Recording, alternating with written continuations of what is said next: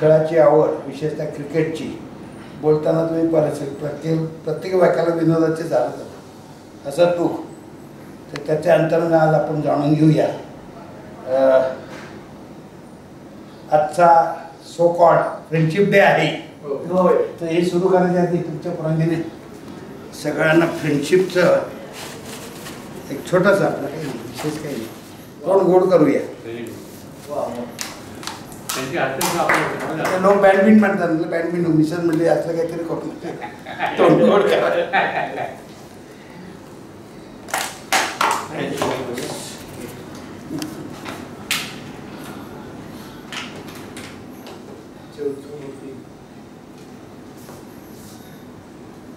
आणि एक समजा नुसतं एवढं नाही, नाही खायचं, दोन्ही खायचे, कोणाला नाही म्हणायचं नाही. हे वाचा, परमेश्वराने तुम्हाला काय संदेश दिला आणि त्याच्यावर विचार करा. मनन चिंतन तुमच्या नशिबात काय आहे, काय नाही. पॉझिटिव्ह थॉट्स आहे, वेर यू स्टँड. तुमच्या मनात काही असेल नसेल, मग काय कोण वाटते, मीच बोललो ना आत्ता, कोणाच्या लक्षात नव्हतं. तर मिसेस इथे आले पुण्यात, जे आमचं रत्नागिरीपाशी गाव आहे, पुढे रत्नागिरीच्या जवळ कोथोड्याच्या पलीकडे टोळवाड नावाचं गाव आहे, म्हणजे कागदोपते. आमच्या 2-3 अलीकडल्या प्लेयर कोणी गेलं नाही, पण मी रत्नागिरीत असताना मी तिथे मुद्दाम गेलो एक. गुड. आता बस थांबल्यानंतर साधारण अर्धा तास चालत जायला. अरे बापरे. 2-3 ओढे आहेत, पर्याय आहेत, म्हणजे त्याच्यावर ते साचव पण आहेत, म्हणजे असे बांबू वगैरे धरून नाही गेलं तर बहुतेक. किती वस्ती आता तिथे? तिथे 2-3 घरं राहायची. बापरे. साठ्यांची घरं 2च आहेत तिथे. बघा देश कुठे गेला ना, आपलं रियालिटी काय आहे. सगळ्या गमत म्हणजे तिथे साठ्यांचं घर आहे म्हणल्यानंतर मी माझ्या आई वडिलांना घेऊन गेलो की आपलं घर. ते म्हणजे आपल्या कुठल्याही पिढीत तर कोणी पण आलं नाही, कारण बाकी कोकणात जायचा प्रॉब्लेम. कोकणातले आंबे तिथे फोडायचे, त्याला कोणी गिराईक म्हणजे ट्रान्सपोर्टच नव्हतं. अरे बापरे. रत्नागिरीला सर्वात जवळ जायचं माझं पुण्यात म्हणजे पहिलं मुंबईला जायचं, मुंबईतनं बोटीतनं उतरायचं आणि मग त्या माणसाच्या खांद्यावरले यायचं, त्या होड्या पण तिथपर्यंत जायचं नाही, असा प्रकार. ते आंब्याचं हे आहे सगळं, तर कोण नेणार, कोण आणणार. आम्हाला घेऊन चालेल तिकडे, आम्हाला घेऊन. आता काय झालं, आता ट्रान्सपोर्ट खूप झालं, त्यामुळे खूप म्हणजे खूपच झालं. काय त्याला काही हे नाही. तर तिथे गेलो होतो, तिथे एक साठ्यांचं घर आहे. तिथे पण त्या महाराष्ट्र सरकारने त्यांना काहीतरी वेदशास्त्र संपन्नाचं त्यांना एक दाखला हे दिलाय.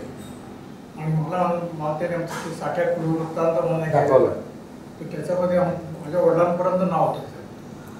पण त्यांनी सांगितलं तुम्हाला आता मी तुमचं घर दाखवतो, तुम्ही पडकं घर कवडाचं, त्याच्यात एक झाड आलेलं, राहत नाही कोणी तिथे.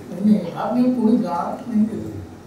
तर माझ्या आई वडिलांनी घेऊन गेलो, तर वडील म्हणले बाबा तुम्हाला कुठे सही पाहिजे असेल तर आम्ही कुठे जायचो, आम्ही इथे येणे शक्य नाही. पण वडिलांनी सुद्धा पाहिलेलं नव्हतं ते, कधी बघितलं नव्हतं. आणि मुलं पण आली होती रत्नागिरीला सुट्टीच्या दिवशी, बायकोड मुलाला घेऊन आम्ही गेलो. तुम्ही साठे का साठे? साठे पण माझे मित्र आहेत. साठे माझ्या पण आहेत.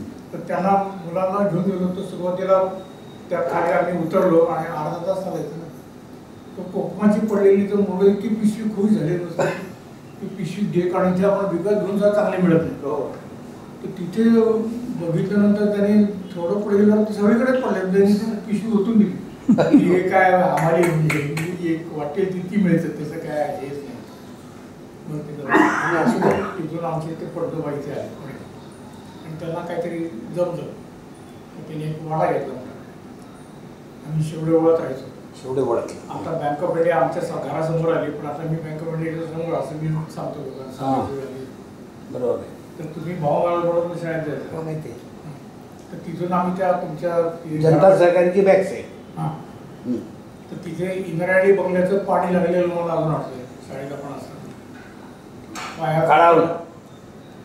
काळावरचा इंद्रायणी, काळा हवाच्या समोर इंद्रायणी, कोपऱ्यावरचं इंद्रायणी पाणी काढल्याशिवाय मोठी विहीर होती ना, मोठी विहीर. 8-15 दिवस पाणी काढण्याचं काम चालू होतं. त्याची आम्हाला गंमत होती, पाहिलेलं आहे. कारण तेव्हा पंप आणि हे असं काय एवढं काय नव्हतं. एक गमती जमती होते शाळेत. मोटरसायकल मार्क मग मुख्य खूप सायकल सायकलची एक आणा भाड्याने हो आम्ही तिथलीच सायकल शिकलो. ते आणि उमरधन दोनच होते सायकलवाले. तर माझे आजोबा होते ते त्या काळात इंजिनियर होते. तर ते सक्करच्या डॅमवर नोकरीला होते त्या काळात. सक्करला डॅम जे तेव्हा काय पुढे मला माहिती नाही, पण नंतर ते तसे आकाने गेले. त्यांना 5 मुलं आणि 1 मुलगी. त्यामुळे म्हणजे मला 4 काका, माझे वडील आणि म्हणजे एक आत्या. तिची आत्या म्हणजे फर्ग्युसन कॉलेजचे डॉक्टर जे होते, डॉक्टर भागवत, ते तिचे मिस्टर. त्यामुळे फर्ग्युसन कॉलेजमध्ये त्यांना राहायला बंगला होता, टेनिस कोर्टला लावून. म्हणजे मी शाळेत जाण्याच्या आधी त्यांच्याकडे जायचो, पण आम्ही कमीत कमी भाऊबीजेला तरी जायचो सगळ्यांना. आणि मोठं गेट टुगेदर असायचं. आम्ही जे काय लहान मुलं होती सगळ्यांना न्यायचं. म्हणजे मला आवडलं की आम्ही बसमधून उतरलो की तो डॉक्टर प्रयागचा रस्ता पण नव्हता, सरळ इकडे येऊन त्या ह्याच्यातनं जाऊन असं जायला लागायचं. म्हणजे कधी येऊन पुढे रस्त्याने पोटाच्या पारांब्या आणि संध्याकाळ झाली की म्हणजे आपोआप देवाचं नाव घेतलं जायचं. पारांब्यात ते दिलकी धडकन म्हणजे मला तेव्हा कळलं त्याचा काय संबंध नाही ना आधीच तेव्हा देवी मिळालीचं काय संबंध नाही. त्यामुळे मी शाळेत जाण्यासाठी तिकडे गेलो. फर्ग्युसन कॉलेज आणि ते आमचे सगळे ते फार मोठी माणसं होती सगळे. म्हणजे आमची आत्याचं काय फार शिकली नव्हती की 7वी 8वी असं तिचं लग्न झालं. अर्थात त्या काळात तो जमाना होता तर म्हणजे तिला सुद्धा 4 मुलं आणि 1 मुलगी आणि ते सगळे माझ्यापेक्षा मोठे. म्हणजे एवढं त्या कळले घ्यायला होती. त्याच्यानंतर माझे आजोबा गेल्यामुळे एकदम काय झालं, पहिले 2 मुलं जी त्यांची होती म्हणजे माझे मोठे 2 काका ते शिकले होते. ते इंजिनियर वगैरेकडे आणखी मी विसरलो. साठेवाडा अजून आहे, शेवडेवाडा अजून आहे. आमचा वाडा खूप मोठा होता. वाड्याची भिंती एवढाल्या होत्या म्हणजे त्याचे कोनाडे जे होते त्याच्यामध्ये लाकडं आणि कोळसे ते पावसाळ्यात बेगमी करायचे आणि ते एकदा गेले की मग आम्ही त्याच्यात लपड खायचो. लपायला चांगली जागा होती आणि भरपूर जागा काही त्याच्यात. तर इथे वडील काय 5-6 वर्ष झाल्यानंतर शाळेत नेऊन शाळेत सगळी शाळा होते. आत गेलं तर एवढी मोठी शाळा म्हणजे काय आत जाताना माहिती बघितलं तर आपण उजव्या घसरगुंड्या झोपाळे लगेच आपलं मारुतीचं देव, डावीकडे वर जायचं जिना ऑफिसकडे जायचं, हॉल खाली. पुढे गेल्यानंतर पहिला वर्ष माझा पहिली ब्रिज होतं नाही ते प्रायमरी म्हणून प्रायमरी. तर मी तर एकदा सहज म्हटलं की 11 वर्ष आपल्यातले राहिलेले लोक किती येत असेल, फार थोडे म्हणून निर्णय काढाने येऊ शकले नाही. तर त्या 2 मोराची झाडं असायची मोठी. हौद होतं एका बाजूला ते मातीकामाचं गोखले गुरुजींचं आवडतं. पुढे संगीताचे ते शिकवायचे. संगीताचं आमच्याकडे खूप होतं. म्हणजे आमच्याकडे त्या काळात वेल्लोबा आणि सतार होते. मला खूप आवडतं नाट्यसंगीत आणि बालगंधर्वांचे ते फार फॅन होते. मला काही कळत नाही त्याची एक निर्णय गमती तुम्हाला केव्हा तरी मुद्दाम म्हणणं सांगेल. नाही तर कवर नाही 2 जण राहतात, 11 माणसं पाहिजे त्याची बॅटिंग पूर्ण होऊ शकत नाही. लोकच आवडतो. पुढे सरकत जा. तर 3रीमध्ये शाळा आपली रिनोव्हेट करायला घेतली. समोरची बिल्डिंग तिथे बांधायला घेतली. 3रीतच आम्ही हायस्कूलमध्ये आलो. 3रीमध्ये हायस्कूलमध्ये आलो. तिथल्या गॅदरिंगला आम्ही 3रीत असताना ते एवढी मोठी फळाची ताटं वगैरे आपल्याला कसं काय बोललं. पण पुन्हा बिल्डिंग बांधून झाल्यावर आम्ही पुन्हा गेलो शाळेत. ते पुन्हा 3रीत परत शाळेत गेलो. 4थीत पुन्हा पडतो तिकडे.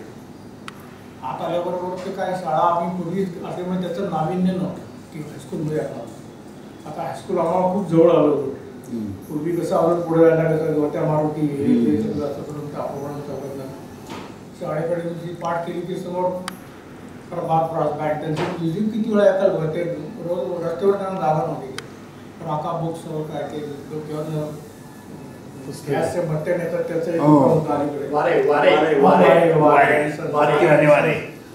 आणि सुभाष आंबिके माझा पहिली मित्र.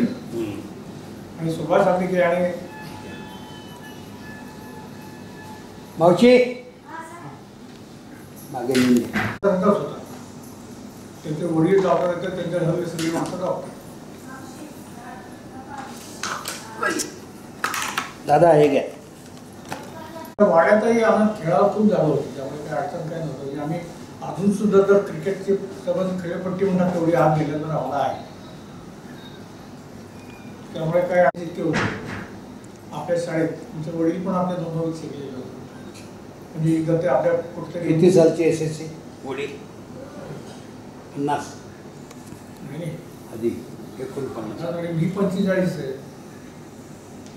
त्यांना तू 62चा SSC आहे, ते 50चे आहे. 50 45 वगैरे अवघड आहे सांग. 40 पण त्यांचे वडील गेल्यामुळे त्यांना मग पुढे शिकता नाही आलं की हे पहिल्या दोघांना चान्स मागायला त्यांना म्हणतात. पण सगळंच एकदम जबाबदारी वाटते आणि वाटा मोठा म्हणजे ते पुढे खटलं होतं त्यांचे दीर कुणीतरी शिकायला पुढे माणसं भरपूर. त्यामुळे त्यांना नोकरी करणं भाग होतं. नोकरी त्यांनी काय जिथे मिळेल तिथे करायची असं करून त्यांनी सॅनिटरी इन्स्पेक्टरचा त्यांनी एक तेवढ्यात हे केला कोर्स केला आणि म्युन्सिपाल्टीत लागले आपलं कॉर्पोरेशन आणि त्यांचं ऑफिस म्हणजे विशाळा गावात. हो त्यावेळेला म्युन्सिपाल्टी होती, नंतर झाली. म्युन्सिपाल्टी ते युनिव्हर्सिटी ती सगळ्यात मी गेलो नंतर हायस्कूलमध्ये आलो. हायस्कूलमध्ये काय नावाजलेले लोक मी पहिल्यांदा आतमध्ये आल्यानंतर एक दिवशी आपण आपल्याला आतमध्ये आल्यावर सगळ्या 4थी पास लोकांना तिथे गावामध्ये बसवलं. मावशी आणा. मग मो कुलकर्णी म्हणून आपले 5वी आमचे मुख्य शिक्षक होते. त्यांनी नावं वाचली त्यांच्या मागे उभं आम्ही त्या हॉलच्या वरच्या बाजूला त्यांचं पहिला 5वी होतं. त्याच्यानंतर मी पुन्हा A मध्ये कधी गेलो होतो. मग तुम्हाला जागा दिली काय A मध्ये तुम्ही पहिल्यांदा 5वी येतो. हां 5वी आणि तेव्हाच आमचा 5वी A मध्ये मित्र आमचा म्हणजे वर्तक शरद हरिभाऊ वर्तक. मी 5वी येत नव्हतो, नंतर काय आणि ती जागा मी दिली लक्षात ही जागा मी दिली 5वीची. आता सगळ्यात विषय शाळेचा निघाला म्हणून विभागाचा सर्वात जवळजवळ वर्ग तुम्ही सांगा कुठला होता आपल्या शाळेत? काय हुजूरबागा शाळेच्या जवळ सर्वात जवळचा वर्ग कुठला होता? ऑफिसच्या वरचा इकडे म्हणजे ऑफिसवर जागा होती. तुझा 6वी याचा वर्ग पहिला 6वी येतं तिथे होतं त्या जवळ. 6वी याचा हो भयाच्या वर होतं काय? अरे नंतर आपल्याकडे 8वी F नावा DH होता आपल्याला. तो I नावाची एक तुकडी होती 8वी. तर ती कुठे होती तुम्हाला आठवत नाही, नाही? मला आठवत नाही आहे. त्याच्या मागे पुतळ्याच्या मागे. मग ते GH ला जोडून पुढे आहे. आणि I फक्त 8वीलाच फक्त होतो. बाकी 5वी ते 11वी बाकी आम्ही I 5वी ला मागेच होतो ना. GH पुतळ्याच्या मागे 5वी जीत होतो. हां त्याच्यावरती ड्रॉइंगचा वर्ग होता. हो. इकडे आपल्या हॉलच्या खालच्या बाजूला आपला कोठेकर आणि हो, हस्तकला. हस्तकला आणि डबे खायची जागा. कोठेकर आणि ताडफळे. आणि त्यांची पट्टी लक्षात आहे सगळ्यांना काय नंतर काय समोरचा जो आरसे भाग होता त्या काळात सायकल स्टँड होता आत. ते सायकल स्टँड तर आतल्या बाजूला आतल्या बाजूला. त्याच्या बरोबर याच्या ताडफळ्यांच्या समोरच्या उजव्या हाताला 8वी आहे. खालच्या बाजूला जमीन हां खाली हौदाच्या खालच्या बाजूला आरसे भाग होता. ते बेसिक 10पर्यंत प्रत्येकाला आरसे होते असे हो हो ही त्या बाजूला समोर. त्यावेळी ती पहिल्यांदीच अशी गोष्ट होती की शाळेमध्ये हे असं या पाटेकर पाटेकर या हे बघा आपले स्पेशल इन्व्हायटी WG गोडबोले यांचा.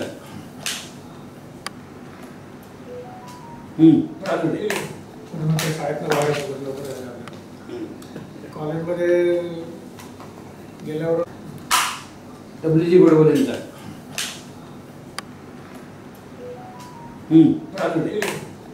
शाळेतनं बाहेर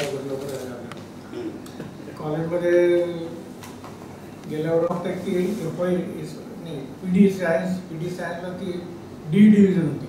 फक्त फर्स्ट क्लास लोकांना त्याच्यात द्यायचं. आम्ही त्यात नाही मी त्याच्यात एका वेळी मी जाऊ शकत होतो बॅटिंगला. तर आता शेखरनी दारात काढले. शाळेत खेळलाय तू क्रिकेट? शाळेत क्रिकेट खेळलाय? खेळून तर क्रिकेट आणि आता सुद्धा मला कालपर्यंत म्हणजे जबाबदारी होती ना. आता बॅटिंग कोण करणार, किती स्ट्रॉस जिंकले तर किती, मी 12पर्यंत रोज जातो. एक क्रिकेटचं नाव होतं मला शाळेमध्ये. आमच्याकडे काही पैसे बिसे घेणं नव्हते पण मला वडिलांनी क्लब ऑफ आर्टमध्ये होतं. अरे वा. तर तिथे हाऊ टू प्ले क्रिकेट म्हणून तिथे डॉक्युमेंटरी केली होती. हां ते चंदू बोर्डे आणि बापू नाडकर्णी अच्छा हे त्यांनी दाखवलं होते जे काय. तर बाकी 11 माणसं बॅटिंग फिल्डिंगला पाहिजे त्याच्यात मी होतो पार्टिसिपेट करून स्लीपला वगैरे. बरोबरचे नाव सांग ना कोण तो तुझ्या बरोबरचे आपले कोण नाही आपल्यातलं तिथं कोणी होतं नाही नावं तरी माहिती ना बोल ना. नाही आपल्यातलं कोणी पुण्यातले सांग ना तुझी नावं ओळखी नाही, आपलं अनिल पागे होतं. हा मग तो आपल्याच बॅचचा अनिल पागी. कॉमर्सला गेले नाही त्यामुळे हो पण शाळेत बोर्डच होता बोर्डच खो खोत पण होता बोर्डच सिनियर होते सगळी बोर्ड सिनियर आपल्या बॅचने मोठे घारे डोळे. हा नाही हे फक्त सतीशचा शूटिंग मोठा भाऊ. नाही हे सगळे शूटिंग करताच भेटलो होतं आम्हाला नंतर. हां आमचं काही नव्हतं त्यांनी ते बॉलिंग कशी टाकतात बॅटिंग कशी अच्छा. करणार हे वगैरे.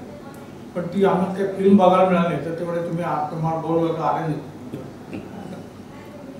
त्याची फिल्मची आणखी निराळी गंमत सांगते. मुंबईला मी ट्रेनिंगला गेलो होतो 3 महिने म्हणजे नॅशनल रेसिडेन्सच्या पूर्वी तो शौक होता.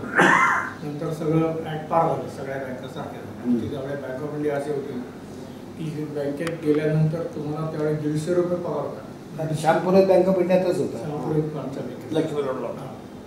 तर तो मला 150 रुपये पगार म्हणजे स्केल मी क्लार्क म्हणून लागलो होतो. तर 150 रुपये पगार म्हणजे मॅट्रिक झालेल्यांना अलाउड होतं. ग्रॅज्युएट झालं की 2 ॲडिशनल इन्क्रीमेंट.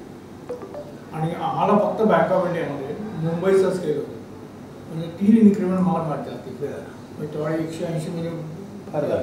नाही 180 म्हणजे आता सगळं गंमत म्हणून सांगतो. त्या ब्रांचला मी जे गेलो तेव्हा सोन्याचा भाव 175 होता 10,000. सुरुवातीला मी गेलो मला बँकेत मी आयुष्यात पण कधीही गेलो नाही. कुठल्याही बँकेत कधीही मी गेलो नाही. हां नगर वाचन मंदिर मात्र मी 5 वर्ष तिथे खाली ब्रांच फक्त बँक म्हणजे आपला काही संबंध नाही. हां बरोबर. आम्ही लागेल वडिलांच्या बरोबर जातो वडील त्याच्यात ते ॲक्टिव्ह होते. तर ते म्हणजे ते इलेक्शन वगैरे होऊन द्यायचं आणि आम्ही त्यांच्याबरोबर गेलो की आम्ही फक्त टेरेसवर जातो. पुस्तकाचं म्हणजे काय आपल्याला 5 वर्षाचं असतात अजूनही मला आणि तिथे ते कपशांचे जे तुकडे असतात ना त्याच्यावर टेरेस होते. आणि तिथून रस्ता दिसत ना आपली उंची त्या कठड्याच्या उड्या मारत खाली काय की म्हणजे बारीक सारीक जमली. नंतर मी बँकेतच सांगतो सिटी ब्रँचला मी जॉईन झालो. तीच सिटी ब्रांच मी ती त्याचं नाव सिटी ब्रँच. हां आणि तेव्हा फक्त 180 ब्रांचेस होतात बँकामध्ये.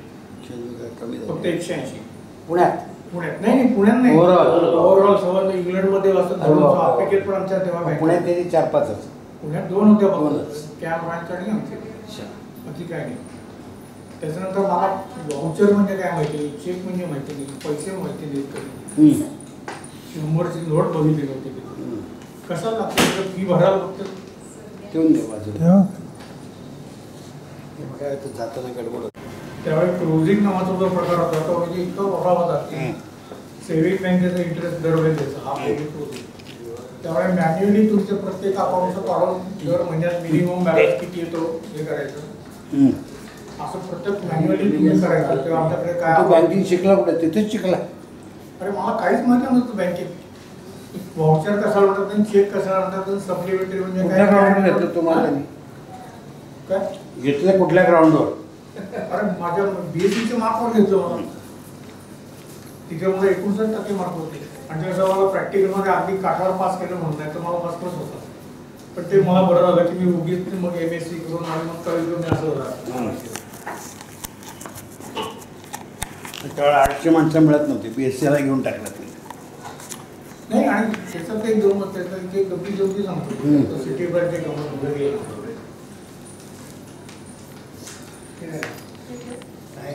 मला ते पहिल्या दिवशी मला त्या आतमध्ये दिसलं मागे तेव्हा काय होतं सगळ्या कॅश ट्रान्झॅक्शन होते. डी मोसिडो वगैरे लोक होते मोठे सगळे. तर मार्क डी कंपनी पिशवी आणून टाकायचे तुम्ही मोजा आणि त्याचं जावं बापरे की इतकी पडलं असायची त्याच्यात. तर पहिल्या दिवशी मला ते म्हणलं तुला काय 100ची नोट म्हणजे मला म्हटलं काय घाबरू नको ही सिनेमाचं जाहिरात असते समज कसं समज. पण ते 100चं पाकिट मोजताना मला एकदम 99 तेच मोजलं 101 परत मोजायला लागलं. म्हणजे कधी मला 100 इतके 100 तरी नक्की येते काही सरसट डेरिव्हेटिव्ह आणि अँगल ऑफ रेडियल वगैरे आता ते विसरू शकत नाही होते नाही ते होतील याचा काही आयुष्यात उपयोग झाला नाही. डेरिव्हेटिव्ह काय डिटर्मिनंट्स काय angle of one radian is the angle subtended by the arc of the circle. Those length is equal to the radius of the circle. अशा नाहीने त्या गोष्टी माझ्या डोक्यात जे भरलेले की त्याचा आयुष्यात कधी उपयोग होतो. तर त्या तिथे आमच्याकडे वाघ म्हणून तिथे मॅनेज होतं. वाघ जी वाघ त्या काळामध्ये ते कार तिथपर्यंत नाव लावायचं कॅम्प वगैरे. आणि तिथपर्यंत म्हणजे आता तर काय सायकल सुद्धा आणू शकत नाही आपण त्या सिटी पोस्टचा होता. तर तिथे एक दिवशी माझी नंतरची फजिती तुला सांगतो की मी इथून रिक्षाने माझं बँकेत गेलो होतो. लायब्ररीत जात होता. त्या रिक्षाने उतरलो मी. त्याच्याकडे सुटे पैसे नव्हते. तर मला काय म्हणलं अरे म्हटलं आमची बँकेने 1 मिनिट आणून देते थांबले. तर म्हणलं इथे थांबायला परवानगी नाही आमचं नाही. मग आप गेल्यावर मी तिथे गेलो होतो. म्हणजे मी इथे नाही म्हणलं तिथे 10 वर्ष होतो. तर म्हटलं मला सुटे पैसे द्या. मला विचारलं त्या बाईने कॅश तुमचं अकाउंट आहे का? खरंच मला कोणी ओळखणे शक्य नाही. आता 10-12 वर्ष वगैरे ओळखले म्हणजे शक्यच नाही. तिथे जरी असलो तरी त्याचं काय उपयोग.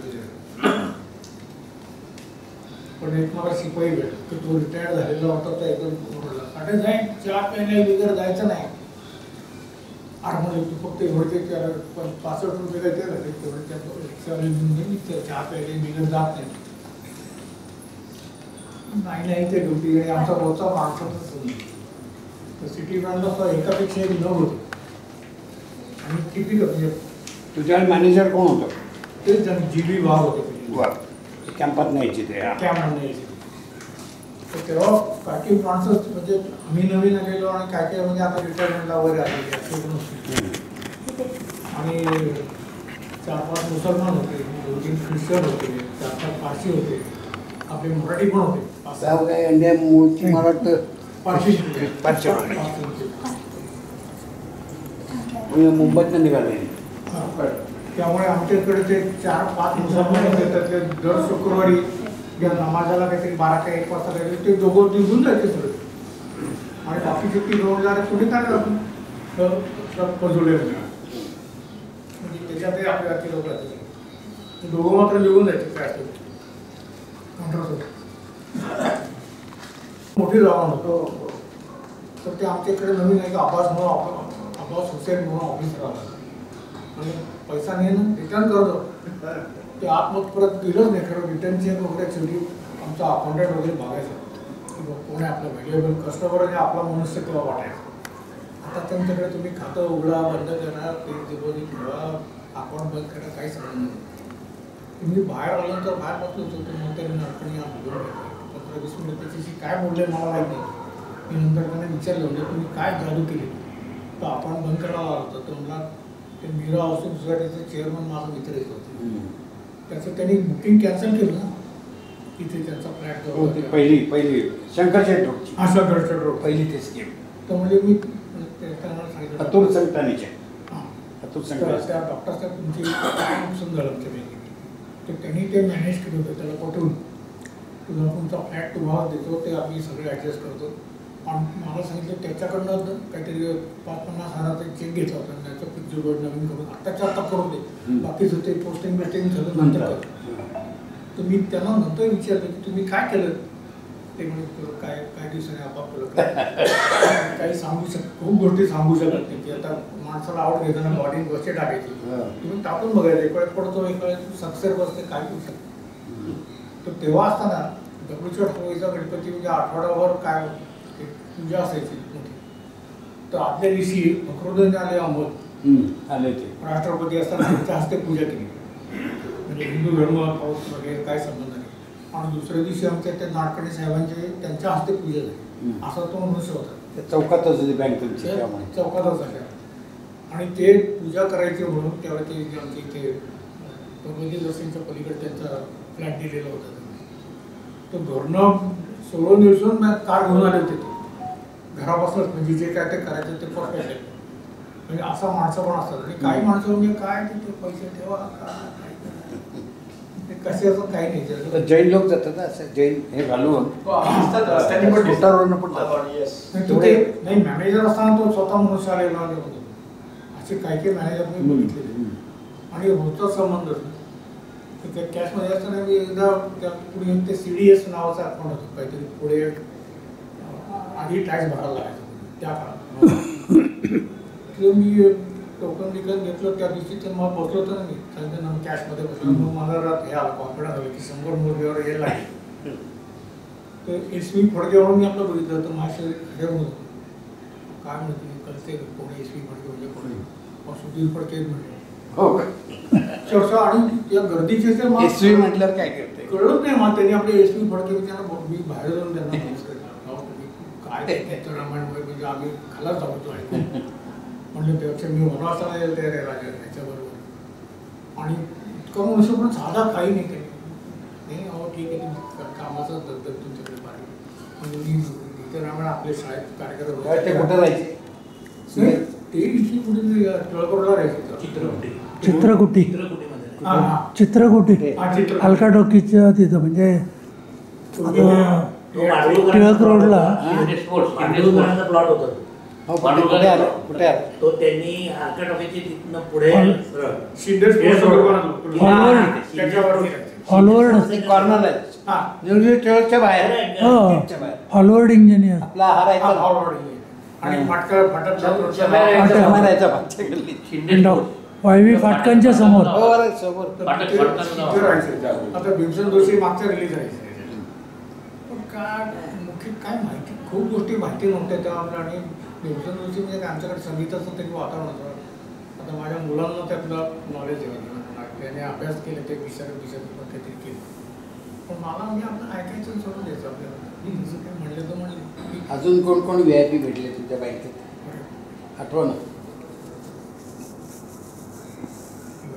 नाही बोलतो नाही काय नवी पेठ त्याच्यानंतर मी बँकेत असताना काय झालं नॅशनलायझेशन झालं किती झाली? 19 जुलै मला वाटतं तोपर्यंत आमची बँक म्हणजे मालकाचं काम होतं म्हणजे आम्हाला आम्ही सुद्धा टाय लावून कितीतरी वेळा गेलेलो क्लार्क असताना तर त्यावेळी तर काय असायचं ते सगळं हाय होतं त्यावेळेस सगळं इंग्लिश मिडियम वगैरे असं तर ते एकदा कॅम्प ब्रांचला असताना मला आठवतं तिथे काय करायचे डिसेंबरच्या क्लोजिंगच्या वेळी विनोडा कंपनीच्या सगळ्या लोकांना कॅलेंडर द्यायचे आणि साहेब लोक होते त्यांना डायऱ्या बिऱ्या आणि काहीतरी त्यांना द्यायचे तर कितीतरी लोकांना मला माहिती की ते कॅलेंडर घेऊन पहिल्या दिवशी मला खूप आनंद झाला किंवा कॅलेंडर आपल्याला आपण कंपनीचं स्वस्त सही म्हणजे मी काही इकडचं आलं की त्याला दोन टाकायचं ही काय आपला काय करायचं तर बोलणं नाही आणि की तुम्हाला भिंतीला कॅलेंडर ती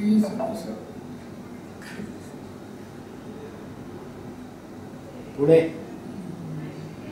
तर एक दिवशी आमचा चीफ हॅज होता त्या सीझनमध्ये तो एरवी सूट बीट घालून यायचा तेव्हा ऑफिसर तर सगळे म्हणजे टाय लावायचं म्हणजे त्या माणसाला फॉर्म्युला एक सांगितलं होतं की जे टाय लावले त्यांना सगळ्यांना डायरी आणि द्यायचं बाकी सगळ्या लोकांना कॅलेंडर तर त्या दिवशी त्यांनी काहीतरी न घालता आले होते तर त्याला काही त्यांना दिलं नाही ते लोकांनी त्याला बोलवलं तुला काय कळतं का तुझ्या बॉसला बॉस येतो 1 मिनिटात तुझं खातं तर सगळं चाललंय ना तुझी टिमटी सगळं बंद केलं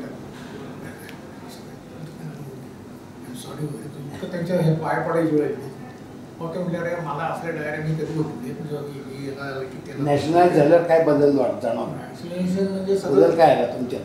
नाही ते समजतं नॅशनलायझेशनच्या पूर्वी आमची सिटी ब्रांच जी होती की AC करायचं ठरलं AC बसवली AC म्हणजे एअर कंडिशन AC कूलर बसवले आणि त्यावेळेची कल्पना अशी होती काय माहिती नाही की थंडगार पाहिजे सगळं म्हणजे उन्हाळ्याच्या दिवसात आम्हाला स्वेटर घालून जायची वेळ 16 का 17 टेम्परेचर कंट्रोल केलं एक म्हणजे काय समजुती होत्या की आपल्या बँक ऑफ इंडियामध्ये AC पाहिजे कॅम्प करायचा तेव्हा 2 होते आणि लक्षवर नवीन सुरुवात केली तर ते आमच्याकडे सगळ्या काचा लावून खिडक्या बंद केल्या दरवाजा 2 दरवाजे काचेवाले आणि एक दिवशी त्या कस्टमरची गर्दी असायची तर एक मनुष्य तो काहीतरी चेक बरं असा डोकं त्याचं फाड घालतो काचेवर हां आणि ते क्लिक करायचं म्हणजे सिनेमात जसं धडक मारतं मारामारीची वेळ आणि तो आत आल्यावर तो इतका घाबरला ते म्हणलं आम्हाला लोकांना म्हटलं की ह्याचं डोकं कुठून रक्त इथे करून त्याला काही हे बोलून टेंगुळ